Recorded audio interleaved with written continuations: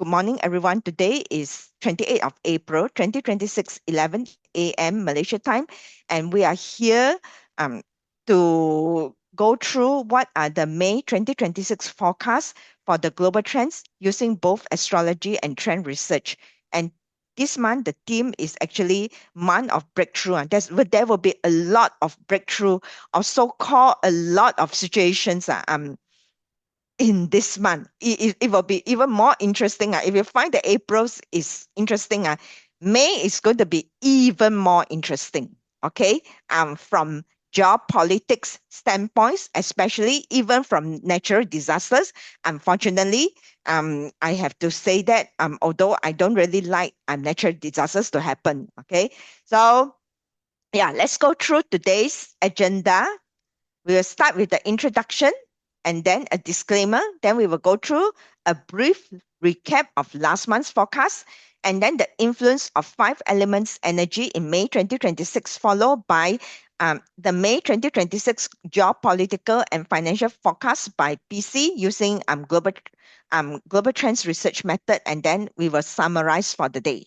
Okay, so the disclaimer for today is that this content is purely based on our study in global trends in related to five elements in Chinese astrology and also global trends research for you to use as a guideline in your investment decision. You will need to exercise a caution in investment, especially in such volatile situation, and do your own research on the company you want to invest. No stock advice will be given. For members, additional support will be through email or address in the exclusive members Telegram group. We have analyzed different regional economies such as US, Europe, and China. Please note that there may be inherent differences in regional perspective as the observations are based on our study and current economic trends, where we will try to bring you as accurate as closest to the reality or as accurate as possible from all our research. And this does not reflect any absolute or definitive judgment from us about any specific regions. Yeah. So I do not know if we have anybody that are new to this platform. So here, we actually, both of us, PC and I started this platform since year 2022. Yeah, June. Okay. And we have deployed both Chinese astrology and trend research method to forecast on global trends. We have published a few books. One is our book on the 5 years unlock your wealth potential. What are the upcoming 5 years? We have already published that book since 2023, so it will be until 2028. Okay, and then we also have annual forecast book. So far, I think from some of our members here has already followed us since day one.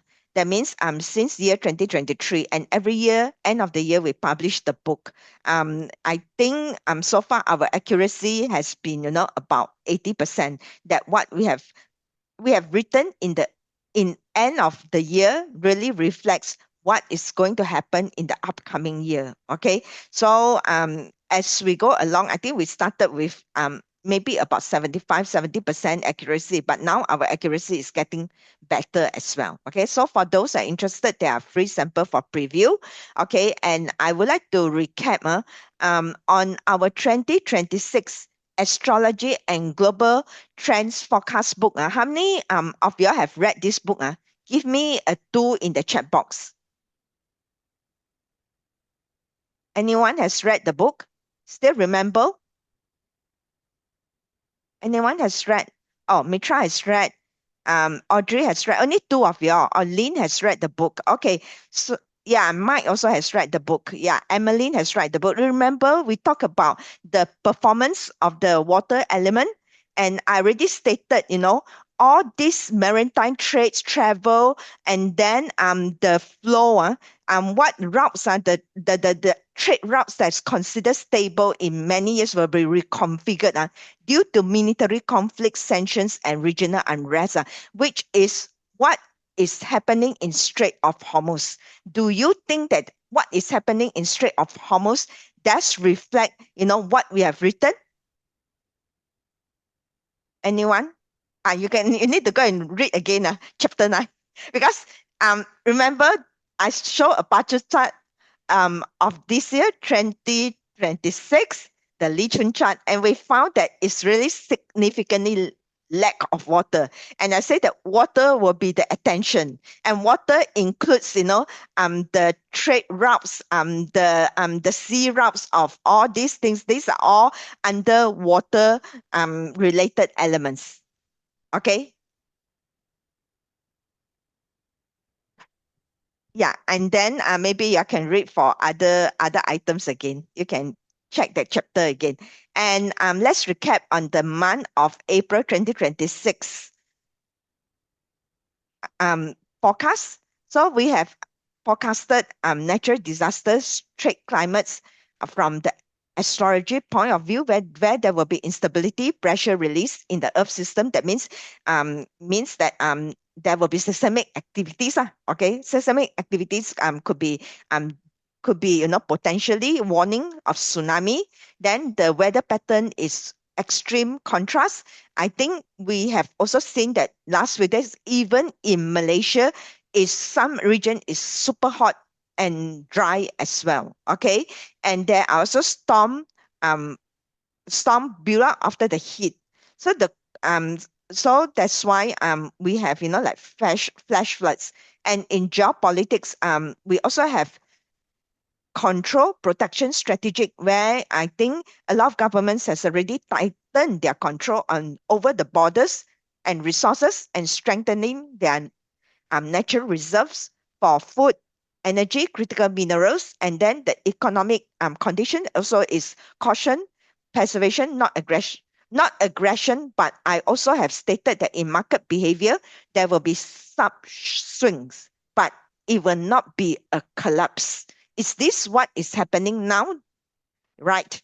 And also favor necessities and practical sectors. So the social structure and the social and structural tension, the surface might appear quiet, but actually the tension is actually started to build already. In fact, I think only yesterday or the day before, there is a shooting outside, I think Washington White House, if I'm not mistaken. So it already starts to show itself at the end of the month. So this is what happens in the headline. We do see that in Japan, April 20, there's a tsunami warning itself.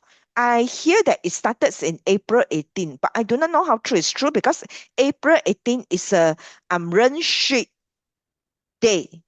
And also it's a Ren Chen Man. So those that knows Chinese astrology, Ren is the sea water, right? And then the Shi and the Chen is a clash, right? It's earth and earth clash. When earth and earth clash, is actually means that potentially earthquake, and is below the sea, below the water. Okay, so this is potentially what is happening, and also some severe floods reported. And then the geopolitical power shift. I think this is the most hot topic now on the conflicts that is in Straits of Hormuz, and also Al Baghdad. I think another straits that is very narrow, the waterway that's narrow around the Middle East area as well. Okay, and the crisis, what the crisis we have.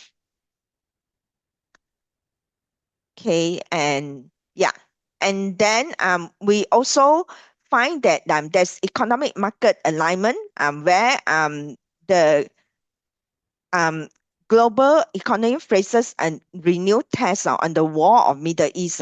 So oil prices surges, okay, and also it becomes like, very fragile. You can see that the market is quite volatile. There's a swing there. And then the social sentiments as well. And surprisingly, aluminium becomes a black swan, a supply shock. Okay, the aluminum prices has gone up recently. Okay, so this is what is happening. And also, I think at the natural disaster side, we also can see that there is a fire in Sabah, right? I also forecasted, like, there will be, fire as well. So I'm very sorry for those that impacted. In fact, the whole village, is like burned down. Okay, so I think this is what we have managed. I have recapped in the month of April. According I think it's quite aligned to the astrology forecast here. So let's go through what will the month of May bring us. Okay, the month of May is also very interesting.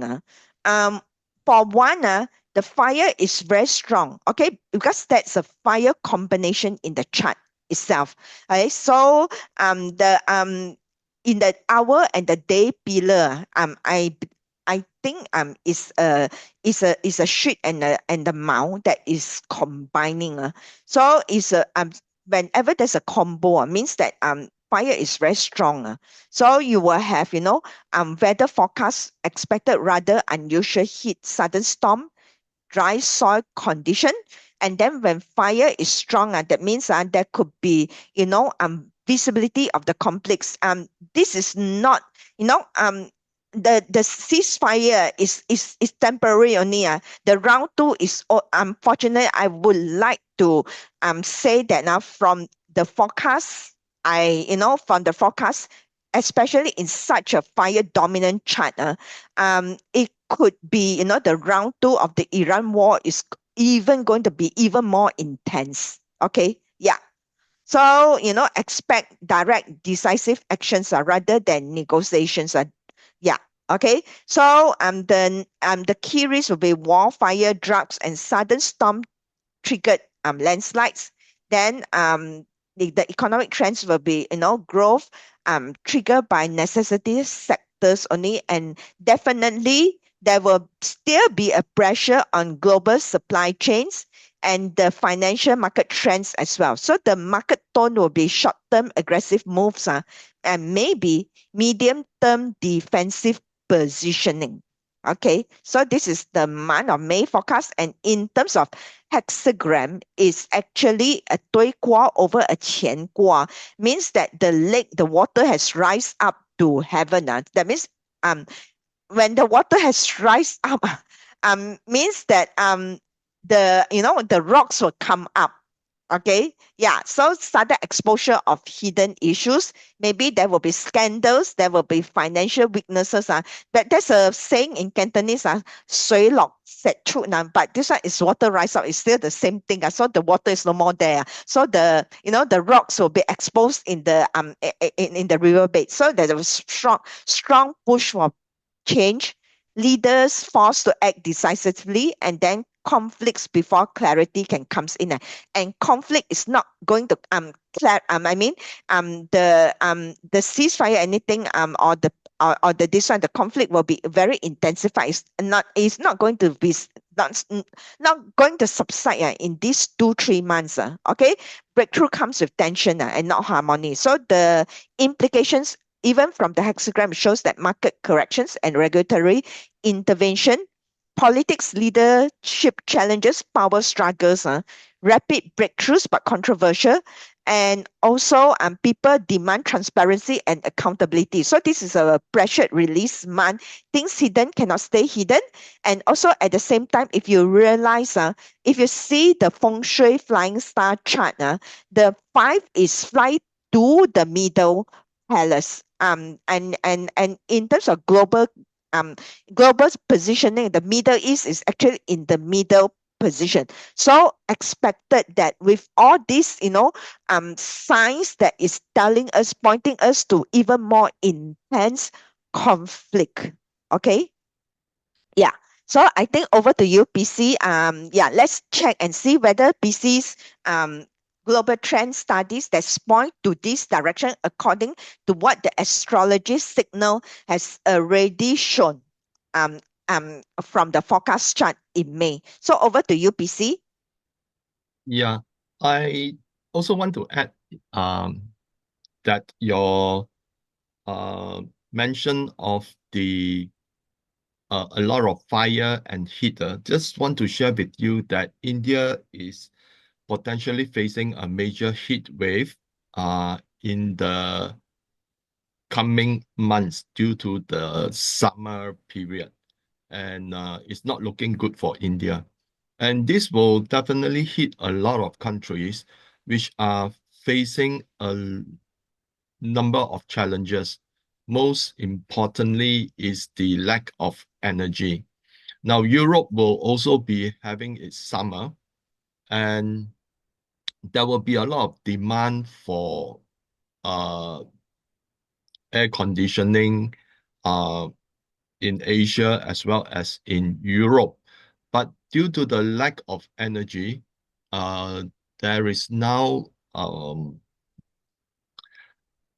uh, we have reached a situation where the governments would have to look at how to control the energy consumption. And this is already driving energy price in Europe to much higher levels than previously. Mm, And I believe India having because India is not a major uh, power generating country, mm, you will see that uh, this heat wave is going to be quite disastrous, especially when it comes to the agriculture sector. And on top of that, there's global shortage of fertilizer, and this will impact the coming months of food produce. And that is why there is a lot of institutional investors that are moving towards hedging a potential food insecurity situation where they are loading up on the futures contracts. So the lack of fertilizer and the lack of uh, and the heat wave will actually be quite disastrous for the global crop production. So let me just share my slides. okay. Yeah. And then it will also leads to inflation. It's going to be a very ugly situation. In fact, in Malaysia, we are very lucky already. Our petrol price is still 199, 1.99 per liter. One of the cheapest in the world now because the government has subsidized a lot. Yeah, actually, it has its good as well as bad points. Yeah, Um, I think one of the major thing is that the let me stop share from here. hold on, I need to. Mm, So my processing is a bit slow today. I have taken out the camera, but now okay. attempting to share my slide also needs some time. Oh, okay. Anyway, where Malaysia is concerned, we have a situation whereby we are entering into an election period. And the more that the government needs to subsidize the petrol, means that the government have to take on more debt, okay? Because oil price is going to go up higher. And because of that, um, it that definitely, but then the cost of supporting much higher debt becomes costly. Just while BC is away, just I would like to share with you all if you are interested. Actually, May 4th is a Heavenly Pardon Day. Let me just share this one with you. Hold on a while, let me stop share, and then I will post it in my Telegram channel also. Okay, on this Heavenly Pardon Day. Okay, so for those are interested in Chinese metaphysics, actually, in a year, we only have about, I think, 4 to 5 heavenly pardon days. So it's a day where in the ancient days, the emperor will seek forgiveness from the heaven. So the day's energy is very good for seeking forgiveness and repentance and also performing cleansing rituals. You can cleanse yourself, and also your workspace, okay? And then you can go to temple to do some, blessings, evoke divine blessings and also protection, or donate to charity. And at the same time, you can also, write or burn your wish paper, write down your goals, and then you burn them to the, to the heaven, meditate, reflect, and ask for forgiveness, from the heaven on those things, that maybe you have done accidentally lah, not so nice things that you have done accidentally in the past. Okay, because that day I think the portal opens, is five, the bar will be five, to connect to your heaven. Okay, and then you can start a new project venture. So it's an auspicious time always for new beginning. The heavens will be more forgiving and more supportive. Okay, for this one. Yeah, I'll post it in my Telegram channel later on. I will give you the time good for manifestation. Okay. So, April, what happened? Yeah, as I mentioned, the retail sales was higher,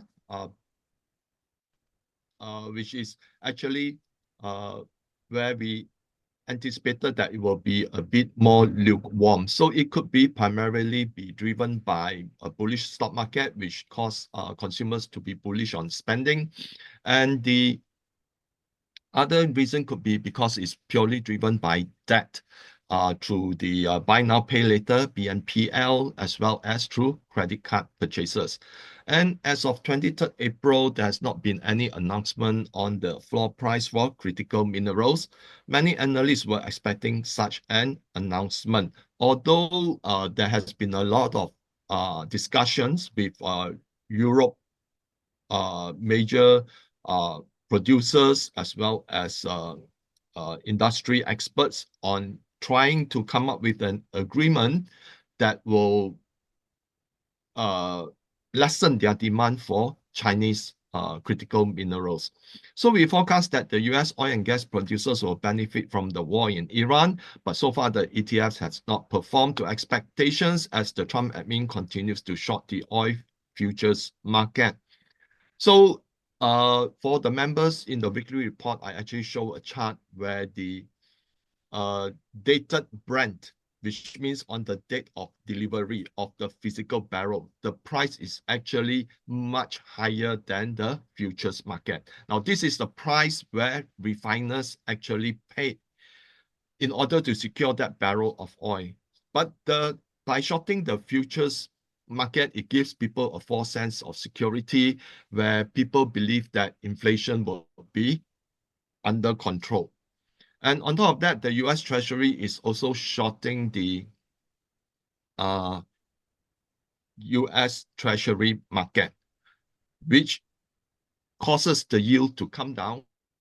And when the yields come down, people would expect that inflation is not a severe threat because otherwise the yields would have gone up. So all this gives people a false sense of security.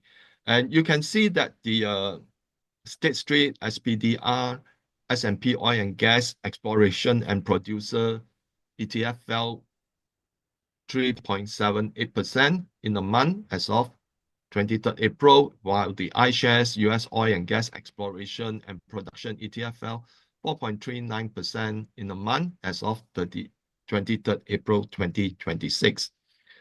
So in Europe, the impact of the war in Iran on Europe's industrial production has yet to be determined, as only February data is available to date. We predicted that the yields of major European bonds would rise. Both Germany and UK 10-year bonds saw their yields rose, but France saw a decline as of 24th of April 2026. So we were not entirely right. We were just about 67% right. So here the German 10-year bond yield rose 5.39 BPS, while the UK bond yield rose 12.64 BPS. France bond yield actually fell 2.97 BPS. So where China is concerned, we predicted that the China inflation could rise higher, but the rise was smaller than expected. So it only rose 1% versus 1.3% a month ago. And this could be reflected by the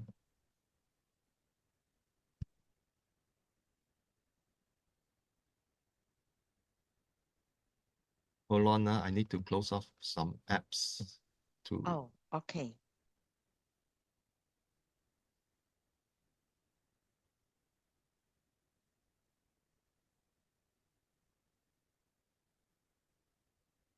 and this is reflected by the Chinese uh, oil import, which actually continue to be steady despite the war. So didn't see the Chinese oil export import suddenly collapse. So that could be the reason why inflation is being managed well. And we mentioned that the PBOC and government stimulus may be restricted due to rising inflation. But since inflation has cooled down, the government fiscal spending actually rose 2.6% year on year in Q1 2026. And that is primarily driven by softer economic indicators. So in the coming months, the Chinese government may ramp up the stimulus much higher. Now, I think the Chinese have a different uh, approach to adopting to the current economic situation.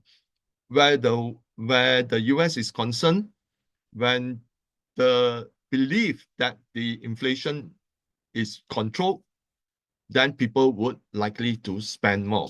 But where the Chinese population is concerned, when there are risks in the market, they will actually save more. And I will show you some data afterwards.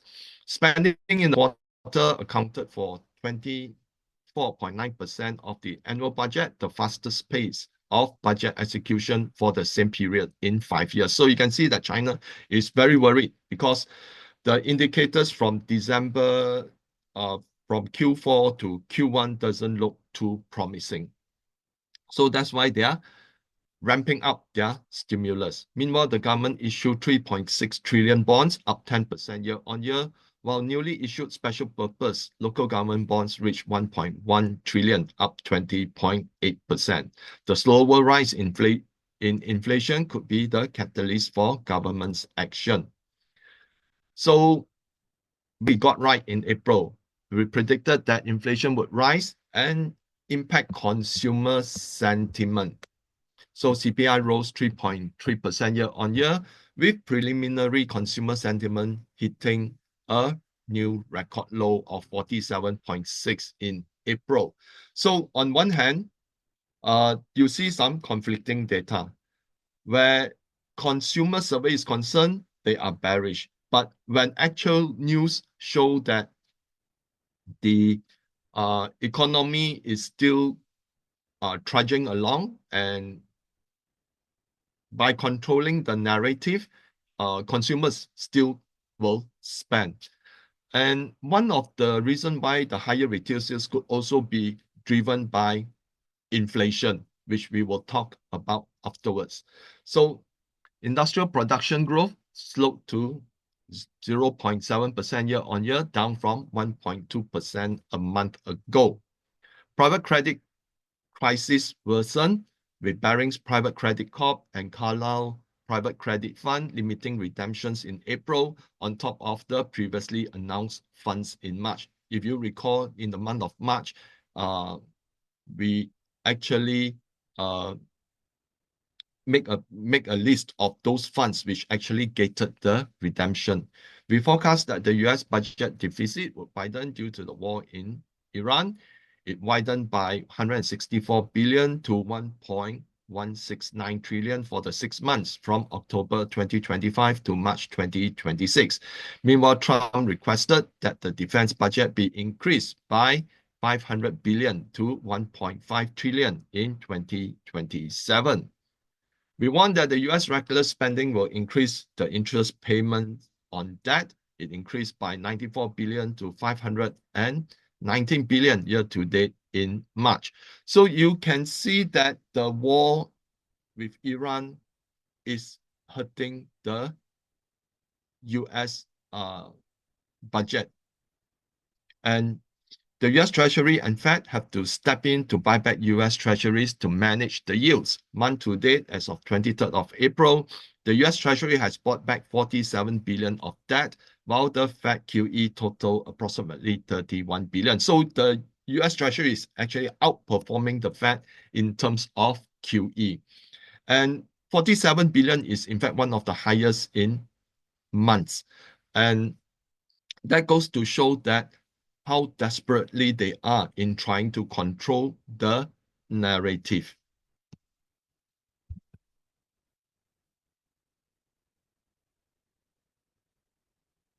So we warned that the US could be embroiled in the war with Iran for longer than expected. It has now entered its 7th week as of 23rd of April, 2026. All talks of a permanent ceasefire have failed. As Evelyn said, there is a lot of news with ceasefire, but none of them actually work out. And people are right now seeing that all this is to try to prevent the stock market from coming down. And since the Iran war, where the stock market has come down almost 10%, now it's back up to new record high. And Americans' disapproval of the war with Iran has soared, as the statistics show in this panel. So, and Trump's approval rating have also fallen. And as expected, Trump unabashedly pumped the market with his falsified claims of impending ceasefire and an end to Iran's blockade of Strait of Hormuz. Neither of these has happened in week 7 of the conflict. Within the intermittent volatility, the S&P reached a new record high on false claims.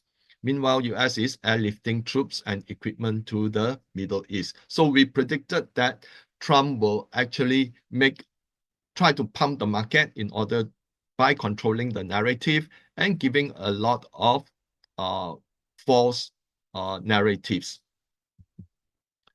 So in Europe, we warned that Europe could face an energy crisis. So here are some headlines out of Europe. And yesterday's news showed that the Europe has consumed additional 32 billion in energy costs as of, I think, yesterday or 2 days ago.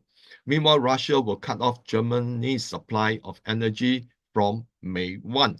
So Europe is actually facing a very tough situation. And during the early stages of the Russia-Ukraine war in 2022, towards the end of end of that year, we saw how Europe had an energy crisis, and the price of coal, oil, heating gas, and heating oil all actually shot up very, very high. And it looks like Europe will face a similar situation because right now there's still a pipeline that runs through Poland, I believe, and even that the Russians will actually cut it off effective from 1st of May. So Europe previously can rely on the cheap oil and gas coming from the Middle East region through the Suez of Canal. But if, let's say, both straits on either side of Saudi Arabia is closed, then what we see will be Europe having no recourse except to buy more expensive American LNG. And that could put Europe's industrialization into another phase of volatility. So we mentioned that Europe could pay a higher price for energy for not supporting the US war on Iran, and the US will apply pressure. So this is one particular headlines, okay, that with Trump telling that allies face high fuel prices to get your own oil from Strait of Hormuz, which means the US is telling the Europeans, you go and get your oil, okay?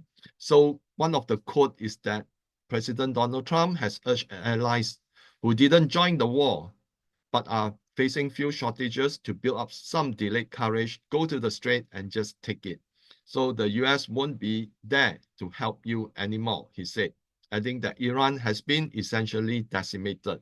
The hard part is done. Go get your oil. Of course, this is a false narrative because to date, the Straits of Hormuz is allowing small drips of ships, okay, to pass through, small numbers of ships to pass through. So as predicted, major economies in Europe saw higher inflation. Germany CPI rose 2.8% versus 2% a month ago. France CPI rose 2% versus 1.1% a month ago. UK CPI rose 3.3% versus 3% a month ago. We mentioned that nationalist party in Europe gained the upper hand in elections. So in Bulgaria, the left-wing nationalist coalition uh, emerged victorious.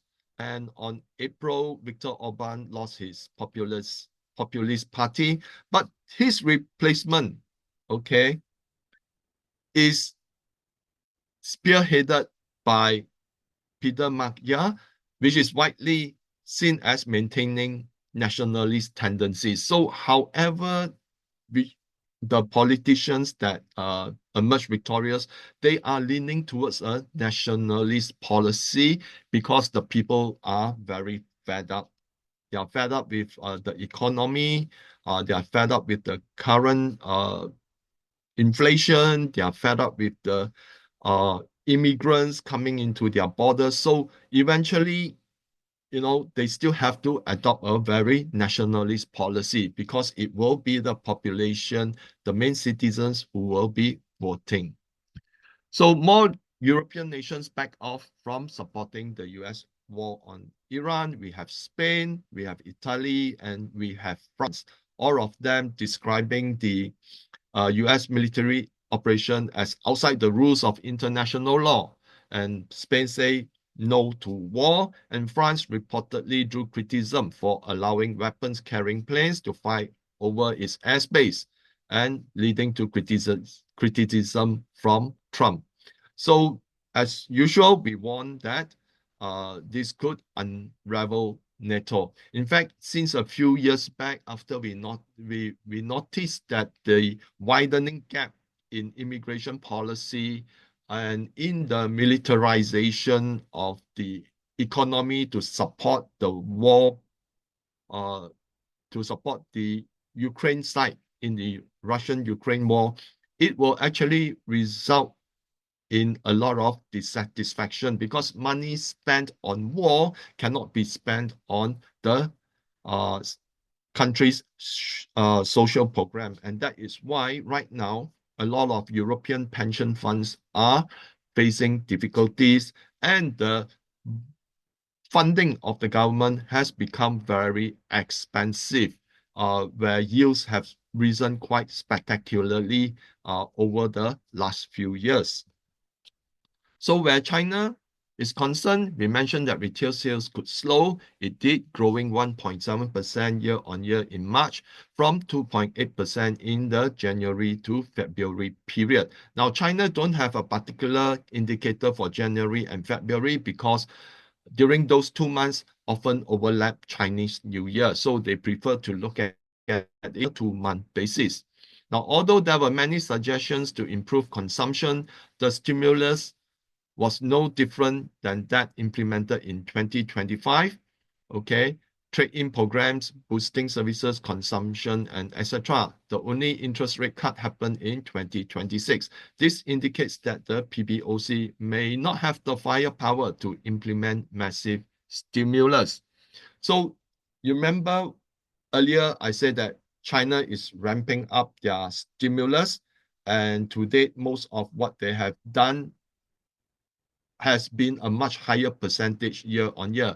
But on the overall, we have not seen the PBOC coming out and say slashing interest rate because interest rates are already low. Okay, this indicates that the firepower may be limited, and there's no news on the expansion on larger stimulus, except that currently is the pace that has been made faster. We have yet to see that the government announcing that they are going to expand the total value of the stimulus. So we were 50-50 in that case. So Chinese households continue to save, with savings reaching 2.44 trillion renminbi in March. Although EV sales dropped in March, exports surged 140% year-on-year. Battery and power storage exports rose 57.1% year-on-year. As predicted, green energy exports surged. Solar panel export rose 70% year-on-year. So here you can see that how the Chinese continue to increase their savings. Right now, this is not savings, this is total deposit, which means sitting in China banks, total deposits, including corporation, household, institutions, is at 342.41%, which is up 8.6% year-on-year. So that is why we mentioned that the Chinese will continue to save because of the fear that situation might worsen. Now, one of the key reasons why savings and deposit rates have increased is also because of the deteriorating real estate market. Previously, the Chinese would put their money into the real estate market, and that was what caused the speculation period of almost 20 years.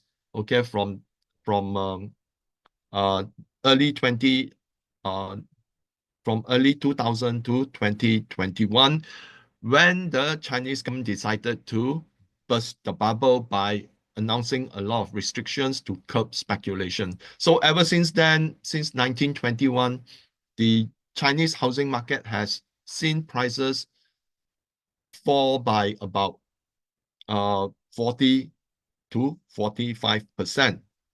And that is one way to slow down the speculation. So we mentioned that the oil crisis could shift global demand for EVs, and it did. So China increased its solar energy output by 8.91 gigawatt and wind power by 660 million kilowatt. So we mentioned that China would actually increase the amount of green energy generation. As predicted, green energy export surged, solar panel export rose 70% year-on-year. We mentioned that the crisis in Middle East could push China to expand its coal gasification. So China is looking at establishing coal to gas projects for energy security. This is published from an analyst on Reddit. But yesterday I sent out a very interesting article to the members, where China has developed a means whereby coal to energy coal can be converted to energy without burning coal. And that has been successfully done in a lab test, and probably more tests will be needed. And if let's say it can be done, okay, that means the coal suddenly act as a battery, because just having coal itself can be converted to energy without actually burning coal. Then you can see that China will gradually disengage itself from oil to greater extent. And China has a huge coal reserve. So if they can do that, then I think China's energy security will be very much insulated from events outside of China. So the PBOC continues an aggressive multi-year strategy of purchasing gold, extending its buying streak to 17 consecutive months as of April 2026.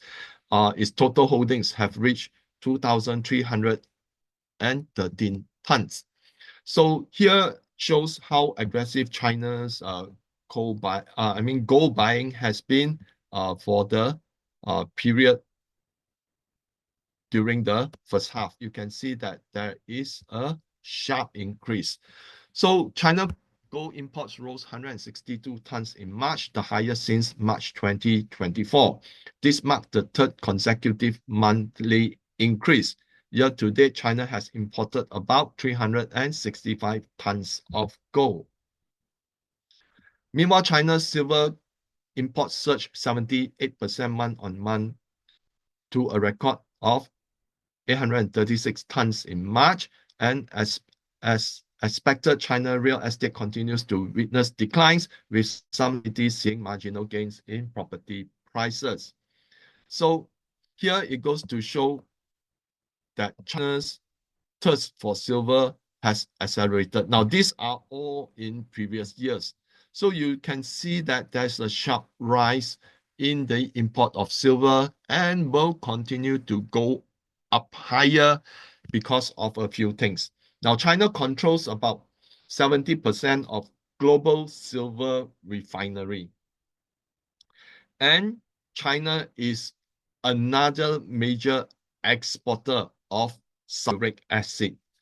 Now, last month, I mentioned that the war in Iran has not only impacted oil and gas flow, but a few critical raw materials as well, being the helium, which will impact the global semiconductor industry. I think in the 1 to 3 months period, a lot of semiconductor manufacturing facilities would have run out of helium. And the other one is urea, which is actually used in fertilizer. And China has also banned the export of fertilizers as well. The other is sulfuric acid. Now, sulfuric acid is actually a byproduct from the oil industry. And sulfuric acid is used in a variety of industries, especially in fertilizer, as well as in leaching minerals from their ore. So sulfuric acid is actually used for leaching silver from the ore itself. So that's what actually has banned the export of sulfuric acid, and because they are they refine 70% of the global silver, so they are buying all the ores, and then they are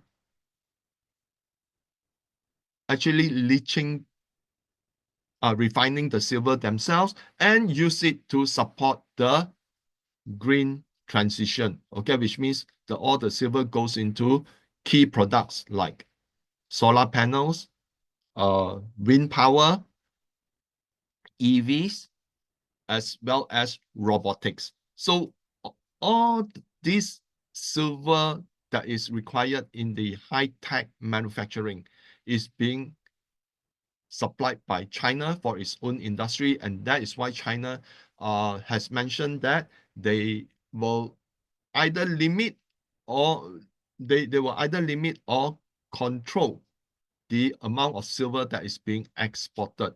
So a lot of silver is going into China and not elsewhere. So this will actually create a shortage of silver eventually. So let's look at the US economic indicators. CPI rose 0.9% month on month in March. Year on year, it rose 3.3%, up from 2.4% in February. Now, the spike in the CPI was driven by energy. If you look at it, core CPI only rose 0.2% month on month in March. Year on year, it rose 2.6%, up from 2.5% in February. So the CPI in US has been primarily driven by energy, as this arrow shows. Now, this is the gasoline price, okay? You can see that it is a major contributor to the retail sales. If we take out the retail sales, the core CPI didn't grow as much. PPI rose 0.5% month-on-month in March. Year-on-year, it rose 4%, up from 3.4% in February. Again, because input cost has actually risen much higher, and that's why PPI is reflecting that. Core CPI rose 0.1% month-on-month in March. Year-on-year, it rose 3.8%, down from 3.9% in February. So on one hand, if we take out energy, then of course the core PPI also reduced. So retail sales rose 1.7% month-on-month in March. Year-on-year, it rose 4%, unchanged from February. The rise in retail sales was driven by increase in the price of gasoline. So industrial production fell 0.5% month-on-month in March. Year-on-year, it grew 0.7%, down from 1.4% in February. Housing starts fell 14.2% month-on-month in March, while housing permits rose 1.6% month-on-month. Existing home sales fell 3.6% month-on-month in March. Year-on-year, it fell 1%, up from negative 1.5% in February.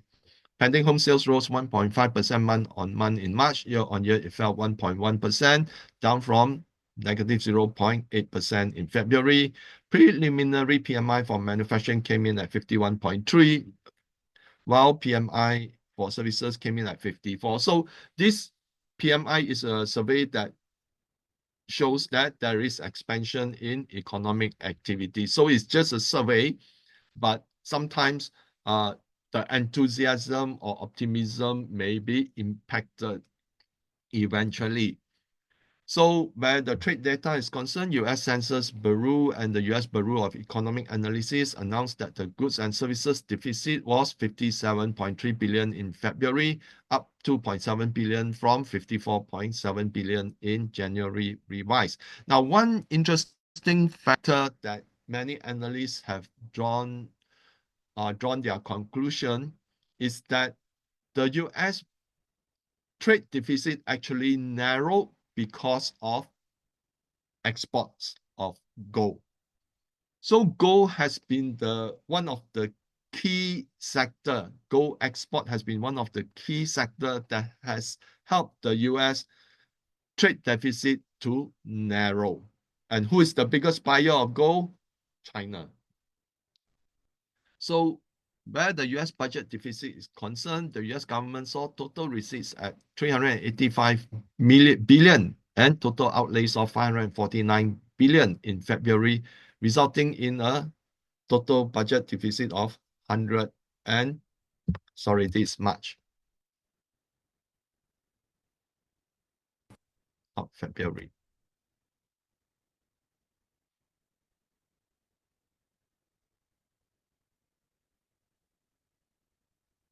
Resulting in a total budget deficit of 164 billion. Year to date, 6 months from October to March, total budget deficit is 169 trillion. US government debt is now at 39.2 trillion. About 10 trillion of that will need to be refinanced in the next 12 months.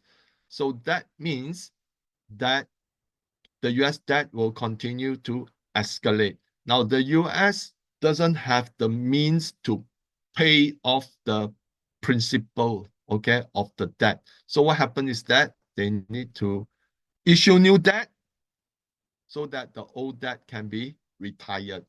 And that's why the debt will continue to escalate. And looking at this, with the budget deficit for the period of 6 months at 1.16 trillion, very likely this year's budget deficit will exceed 2 trillion, probably will exceed 2.3 trillion.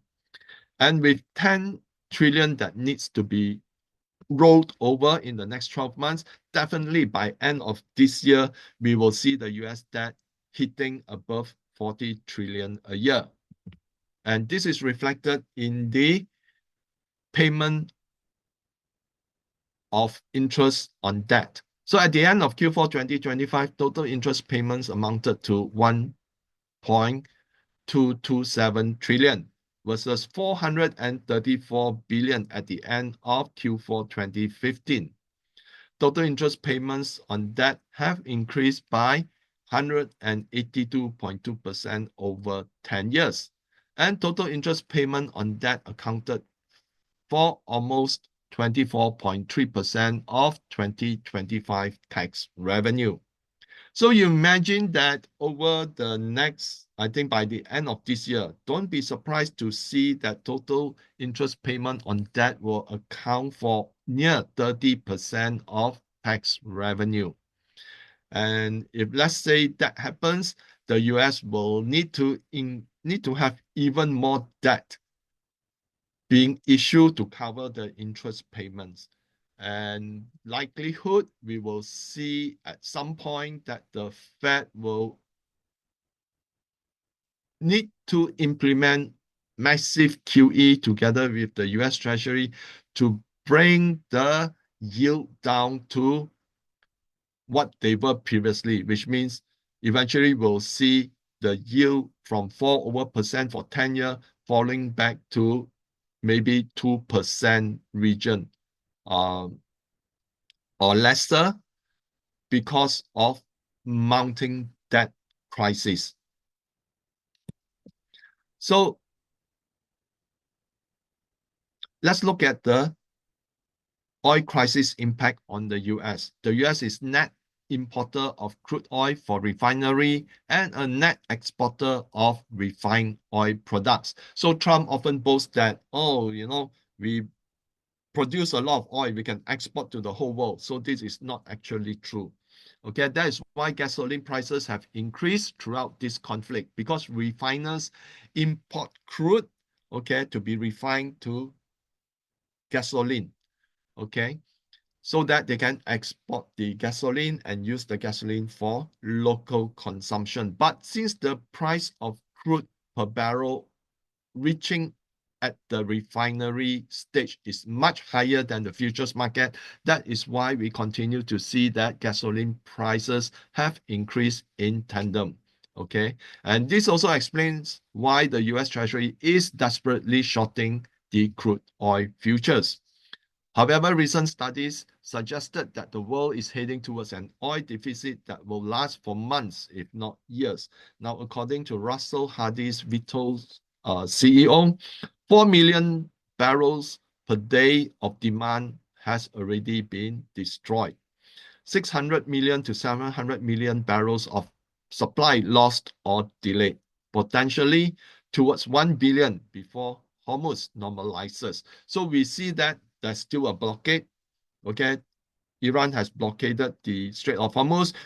US decided to blockade after the Strait of Hormuz.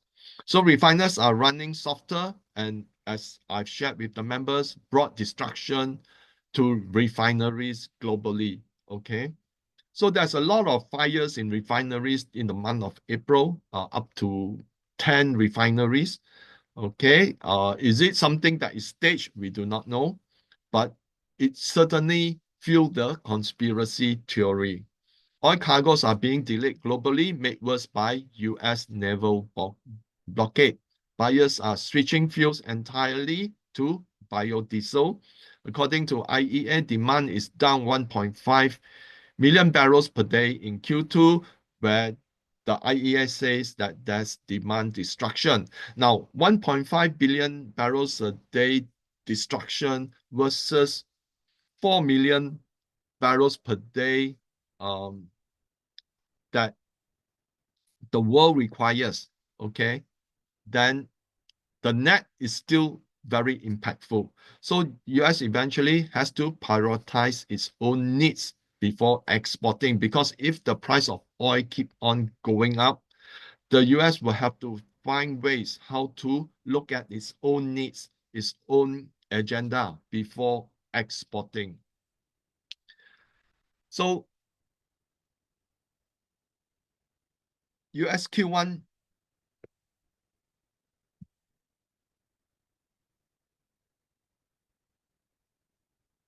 what could happen in May?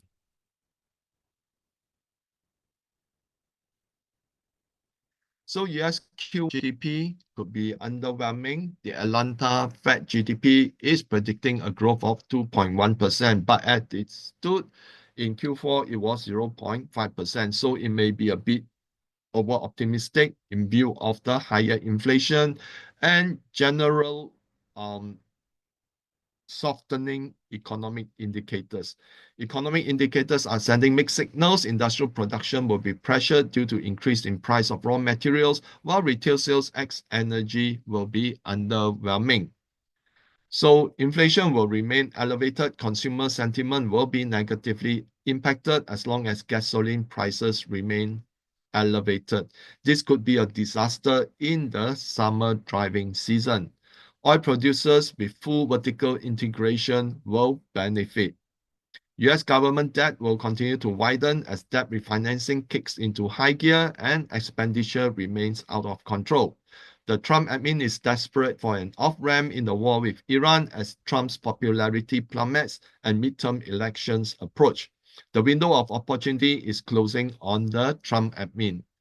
So the market is following Trump's narrative and unverified resources from Axios. As you can see, whenever the stock futures is high, Axios will come in breaking, ceasefire, this happened, that happened, new proposal from Pakistan, you know, or new proposal from Iran. So all this is to manipulate the market, hinges its rise on hope, which makes it vulnerable to unfavorable news.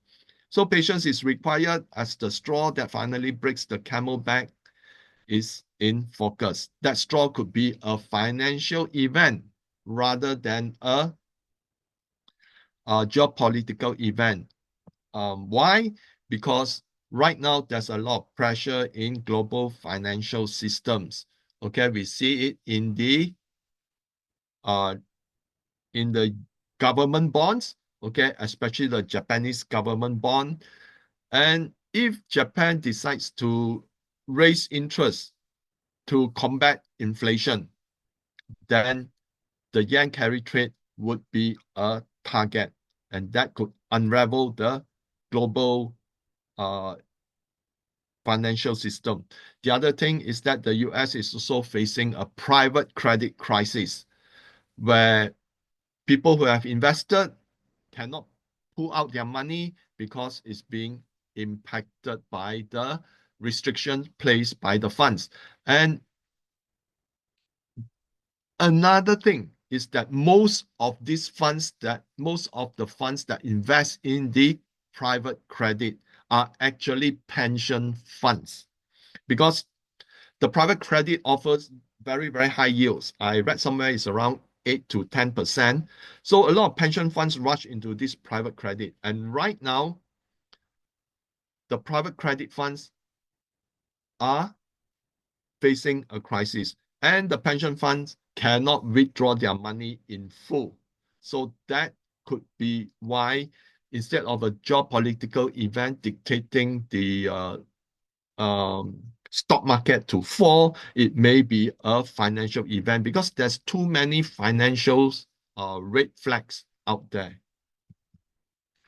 So Euro area CPI came in at 2.6% year on year in March, up from 1.9% in February. UK CPI came in at 3.3% year on year in March, up from 3% February. Euro area retail sales rose 1.7% year on year in February, down from 2.1% in January. So Euro area economic data is about 2 months back.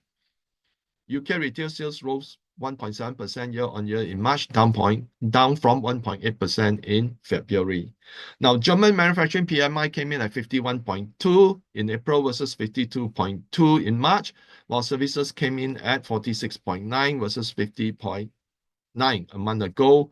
France manufacturing PMI came in at 52.8 in April versus 50 in March, while services PMI came in at 46.5 versus 48.8 a month ago. Now, the services industry in Germany seems to be quite pessimistic, okay, in France as well. But UK seems to be optimistic. UK manufacturing PMI came in at 53.6 in April versus 51 in March, while services PMI came in at 52. versus 50.5 a month ago. So what could happen to Europe in May? Europe energy crisis will deepen and costs mount. Okay, so the EU energy is facing much higher costs. So Europe's inflation will remain elevated, and this will hurt business sentiment. Germany is most vulnerable since it is the largest industrial nation on the continent.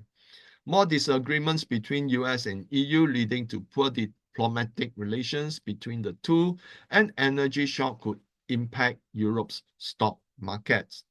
Europe is also facing an avalanche of funding problems with pension funds and the governments. So China GDP grew 5% year-on-year in Q1 2026. CPI rose 1% year-on-year in March, down from 1.3% in February. Core CPI rose 1.1% year-on-year in March, down from 1.8% in February. PPI fell 0.9% year-on-year in March.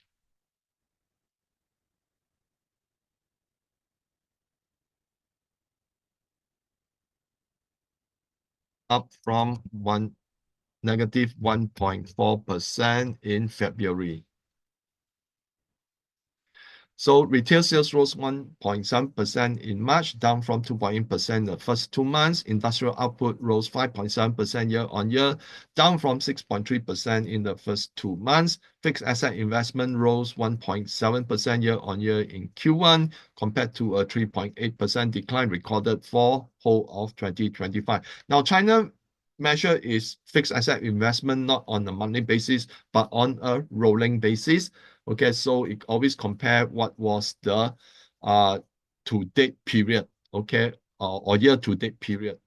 So one of the reason is because the fixed asset investment is really very bad because of the real estate. So it is so this reporting method is used. Okay, so unemployment rate is a big concern because it is at 5.4% in March, up from 5.3% in February. So China's foreign trade grew 15% year-on-year in Q1, and total value of goods imports and export reached 11.8 trillion during the period. Export rose 11.9% year-on-year to 6.85 trillion, while imports went up 19.6% to 4.99 trillion, resulting in a surplus of 1.86 trillion. On the rolling 12-month period, China's trade surplus reached 1.2 trillion as of Q1 2026. So you can see that China's, way back in the year 2000, China doesn't have a very recognizable trade surplus, but ever since 2005, you can see that the trade surplus is gapping up, as export continue to increase while imports, although is increasing, but then there will be bouts where China's imports can be substituted by local production.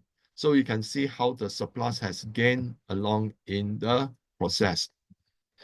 So China real estate, MBS survey covering 70 major cities, said that house prices were higher in 14 cities in March, up from 10 in February, while resale home prices in 13 cities locked price increase, up from 11%. Home prices in first-tier cities of Beijing, Shanghai, Guangzhou, and Shenzhen increased in March compared to February, while second and third-tier cities month-on-month decline narrowed or remained flat. Among the fourth-tier cities, Shanghai, Guangzhou, and Shenzhen saw price increase, while Beijing remained flat. Prices of second homes in first-tier city rose 0.4% month-on-month in March, reversing a 0.1% decline from the previous month. Across 31 second-tier cities, the average month-on-month price decline was 0.2% for new homes and resale homes, while prices in 35 third-tier cities fell 0.3% for new homes and 0.4% for resale homes. So China will look to stabilize the real estate market this year with city-specific policies to control the number of new real estate projects, reduce housing inventory, and improve supply according to the year's government work report. So I think one of the worst things that happened to China was during the speculative environment in the real estate for the 20 years from 2000 to 2020. And during that period, a lot of the local governments incurred tremendous debt in trying to boost the GDP.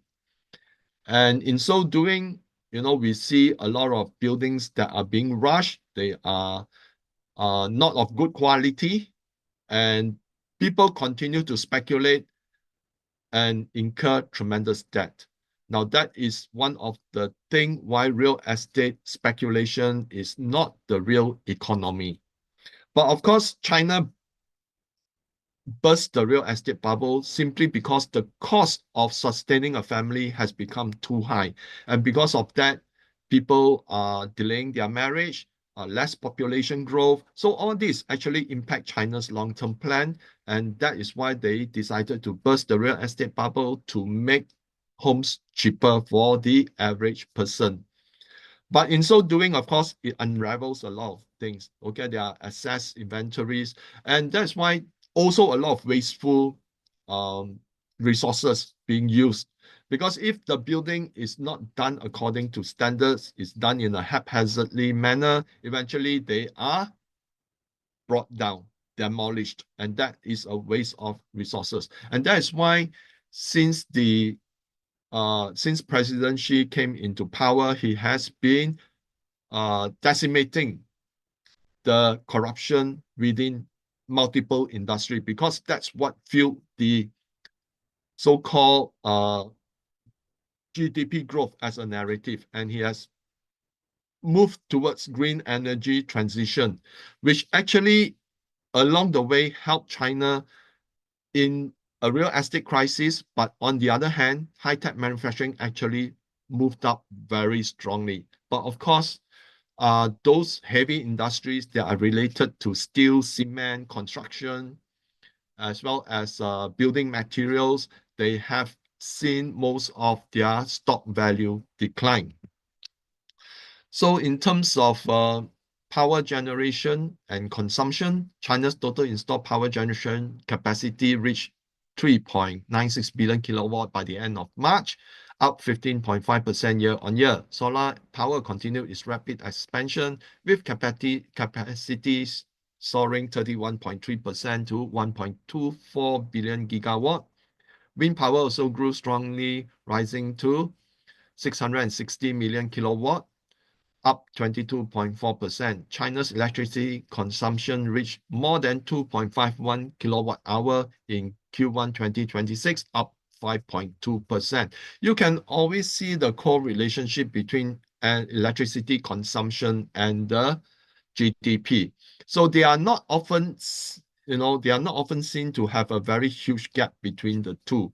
Okay, so GDP 5%, energy use 5.2%. The primary industry saw 7.1% increase in power consumption, bringing total consumption to 33.6 billion kilowatt hour. Secondary industry consumed 1.6 trillion kilowatt hour, up 4.7% year on year. And tertiary industry recorded 8.1% growth in power use, totaling 483.3 billion kilowatt hour. So here you can see that the secondary industry is the most important industry in China, where it contributes the highest to the economy. So what would happen in May? The government has unveiled some immediate stimulus. Total spending, fiscal spending expanded 2.6% to 7.47 trillion renminbi in Q1 2026. It has also implemented a slew of policies to encourage the development of the service industry. Chinese government bonds will continue to receive investors' interest and outperform its Western counterparts, especially when the government implements its bond futures market for foreign participation. Encouraging consumer spending amid a worsening macro environment will be a challenge. Retail sales may see smaller gains compared to historical trends as consumer lean towards saving. China will continue to expedite its transition towards green energy with nuclear new builds, and solar and wind power expansion, we could see a continual increase in silver imports. Global demand for EVs could benefit Chinese exporters. Chinese demand for gold and silver will continue to grow, and the PBOC will likely increase its gold holdings. Trade tension with the US and EU seems inevitable. The Trump and Xi meeting may not happen at all as governments prioritize domestic issues. So there's a lot of hype from Trump about, he's going to meet President Xi, but there's nothing from the Chinese side yet, okay? And that means that everything is not fully confirmed. Real estate market will remain in the doldrums, although currently there seems to be some bright sparks. But this is not the first time we see some bright sparks. Okay, so during the period from 21 to 25, there is actually occasions where there were bright sparks that led to false justification, okay, that everything is back to normal. So that this kind of small bright sparks need to be consistent, okay, and not deteriorate after a month or two. So we still have to see the direction it's heading towards. So in terms of geopolitics, the US has been busy airlifting troops and equipment to the Middle East. It now has 3 carrier battle groups stationed in the region. Iran has warned that it will target ships transiting the Bab el-Mandab Strait via its proxies and all oil production facilities in the region should it be attacked again. So here Iran specifically mentioned what are the targets. So this could take 30% of global oil transit offline. So as Evelyn say, if it worsen and Strait of Bab el-Mandab is being blocked, then we can see 32% of global oil transit going offline. Right now it's about 20%. Now, if this happens, we could see high triple-digit crude oil price in an instant. Inflation across the globe will supercharge. No, Now, the market is also misreading the oil crunch that lies ahead as global oil inventories head towards record low. Now, this is what is actually happening. What happens when countries need to refill their oil inventories? So here we see a situation that people expect that when everything's returned to normal, then the crude oil will actually start falling down.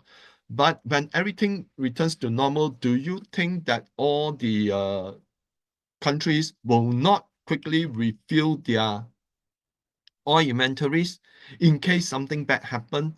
So that is why, the CEO mentioned that it's going to be for a much longer period. Okay. And when you have taken, let's say, assuming his assumption is correct, 1 billion barrels of oil off, that is like, a very huge chunk of supply that needs to be refilled. So another firestorm is brewing as 10 refineries were taken offline in April alone. So Iran is also contemplating severing the submarine cables where the impact lies. Landing stations and cloud data center hubs in UAE, Qatar, Bahrain, Kuwait, and Saudi Arabia. And the southern Gulf depend almost entirely on these maritime routes for internet connectivity. Disruption would not just knock Gulf banks offline, it could cascade globally, financial system, energy export, logistics, and shipping coordination. Now you imagine that suddenly there's a blackout of information coming up from the region. It's like going back to the days before the internet, everything has to be done manually, okay, and then sent by post, okay, to the other countries in other regions. Then that is like, going back to the dark ages of trade. So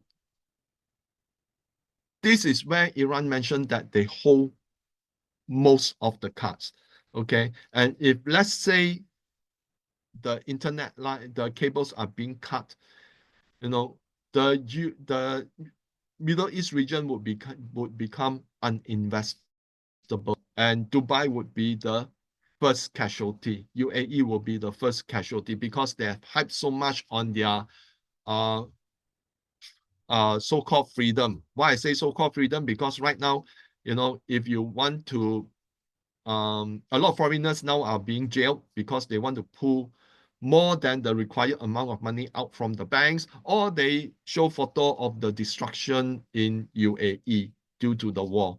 So that freedom now is being uh, removed. Okay, repair timelines on submarine cables run from weeks to months.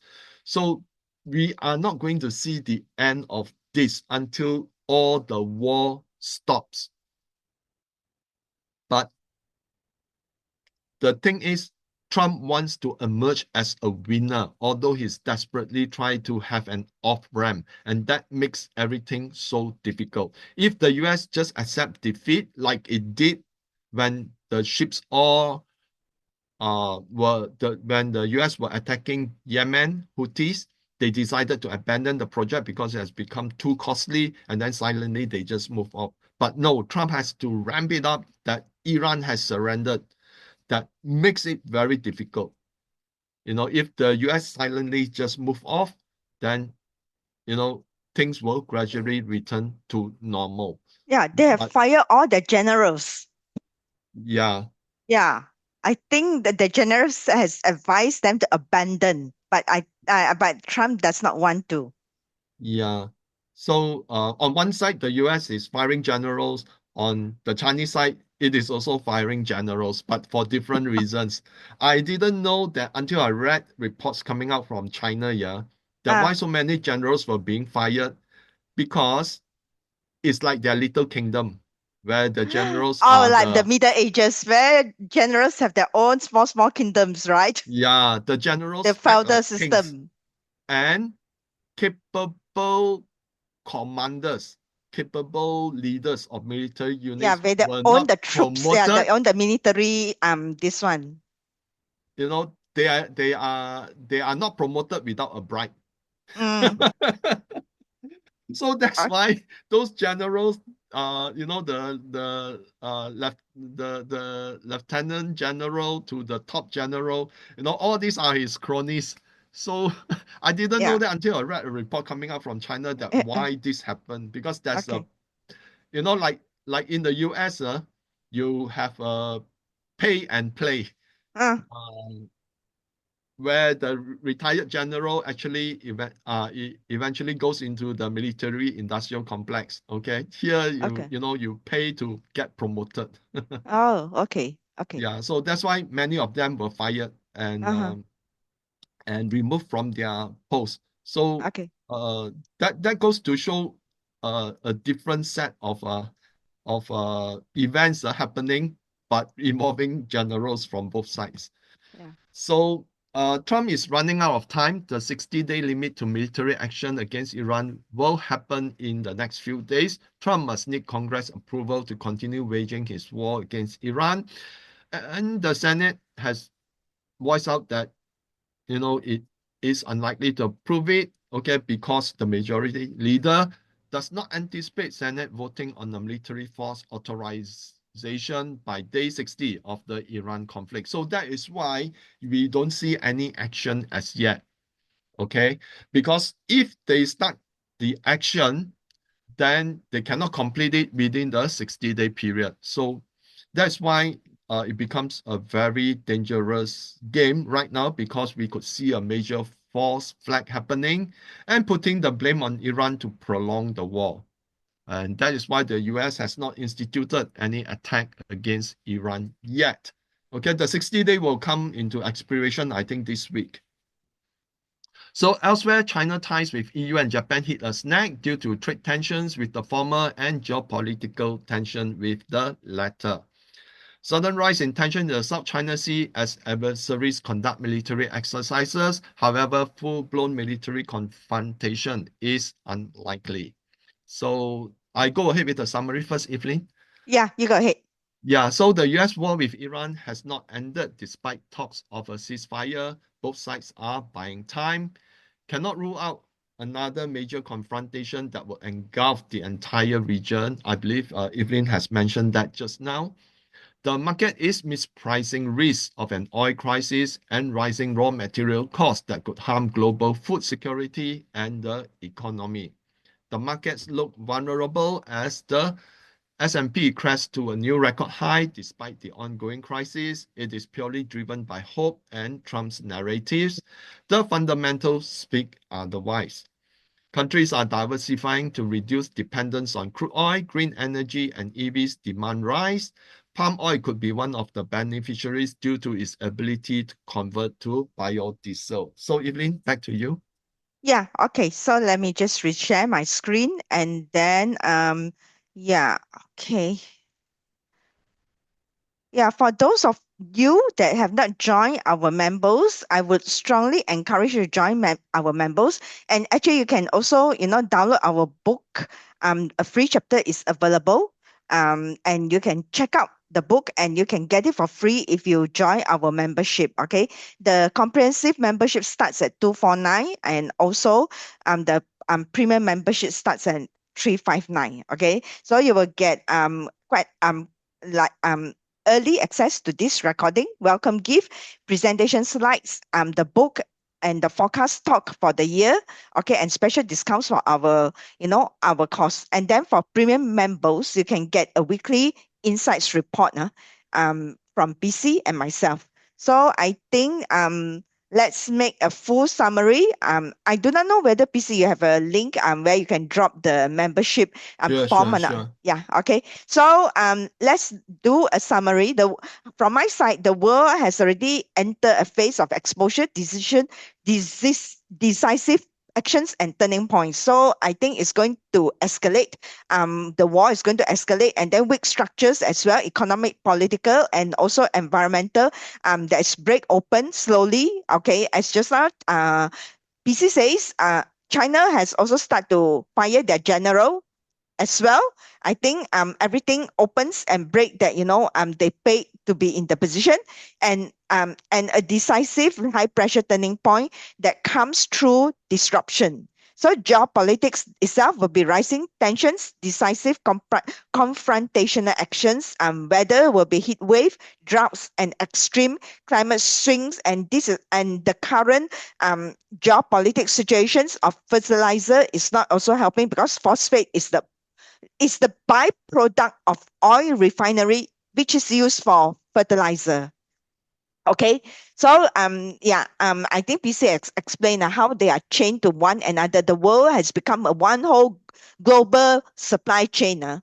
So economic is focused on energy, real estates, and supply chain strain, and also at the same time the financial market will be volatile, sharp moves, and defensive shift. So this is what we presented for today on May forecast. So I think that's it from us. I do not know whether you have any questions. If not, yeah. So PC, there's one question from our member. Will this benefit our palm oil plantation? What is your thought on this one? I think one of the key things you can always look at is to track the price of palm oil. Now, if let's say the palm oil price have increased, because soybean oil actually have increased as well. So if palm oil price have increased year on year versus last year, then probably the plantation stocks in Malaysia will do well as well. So this is the thing that you need to look at, okay, by looking at the chart for the palm oil. Mm. Okay, so I think if there's no further questions, let's end today's session. Thank you for all for joining. Would like to apologize for any technical, in technical issues that we have during this talk. Okay, so thank you for joining, and have a good week. Yeah, Okay, I think that's it. Let me just end this one. yeah, bye bye. Bye bye.